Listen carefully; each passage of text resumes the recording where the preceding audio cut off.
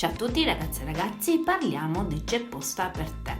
I protagonisti della seconda storia della serata sono Danilo e Rosy. Danilo è un padre che vuole riappacificarsi con la figlia Martina, con cui da un anno non ha più rapporti.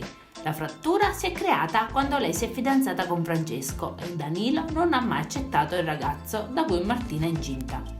A Danilo manca la figlia Martina. Ma niente da fare per Danilo nonostante i vari tentativi di Maria di convincere la figlia ad aprire la busta. Maria fa notare alla ragazza come sia normale che un padre possa preoccuparsi per la figlia, che al suo primo appuntamento resta incinta.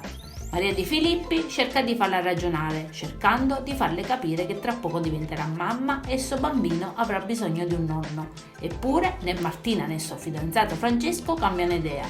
Ma nonostante Danilo è molto scosso e arrabbiato, chiede scusa alla figlia Martina. E Martina scatta a ridere, vedendo le suppliche del padre. Ma prontamente Maria riprende la figlia e la rimprovera per aver riso della situazione. Eppure né Martina né il fidanzato Francesco cambiano idea, quindi confermano la scelta di chiudere la busta e lasciano lo studio. A voi i commenti, io adesso vi saluto e vi aspetto al prossimo video. Bye bye!